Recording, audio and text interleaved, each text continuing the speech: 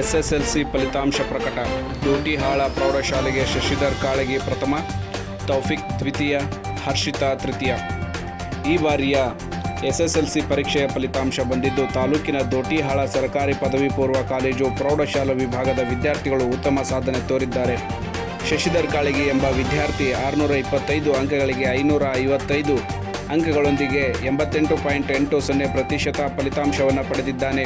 ತೌಫಿಕ್ ಎಂಬ ವಿದ್ಯಾರ್ಥಿ 625 ಅಂಕಗಳಿಗೆ 521 ಅಂಕಗಳನ್ನು ಪಡೆದು 83.86% ಪಡೆದು ದ್ವಿತೀಯ ಸ್ಥಾನವನ್ನು ಪಡೆದಿದ್ದಾನೆ. ಹರ್ಷಿತಾ ಕಾಳಗಿ ಎಂಬ ವಿದ್ಯಾರ್ಥಿನಿ 519 ಅಂಕಗಳನ್ನು ಪಡೆದು 83.04% ಮೂರನೇ ಸ್ಥಾನವನ್ನು ಪಡೆದಿದ್ದಾಳೆ. ಈ ಬಾರಿಯ ಪರೀಕ್ಷೆಯಲ್ಲಿ ದೋಟಿಹಾಳ ಪ್ರೌಢಶಾಲೆಯ 764 ವಿದ್ಯಾರ್ಥಿಗಳು ಪರೀಕ್ಷೆ ಬರೆದಿದ್ದು, ಇದರಲ್ಲಿ 127 ಜನ ಹುಡುಗರು ಪರೀಕ್ಷೆ ಬರೆದಿದ್ದಾರೆ.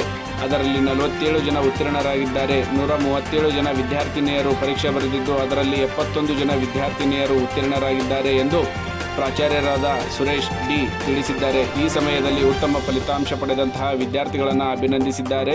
ಅನುತ್ತೀರ್ಣರಾದ ವಿದ್ಯಾರ್ಥಿಗಳು ಹೆದರಬೇಕಾಗಿಲ್ಲ, ಅವರಿಗೆ ಪೂರಕ ಪರೀಕ್ಷೆಗಳಿವೆ, ಮತ್ತೊಮ್ಮೆ ಬರೆದು ಪಾಸ್ ಆಗಬಹುದು, ಆತಂಕ ಪಡಬೇಕಾಗಿಲ್ಲ ಎಂದು ತಿಳಿಸಿದ್ದಾರೆ.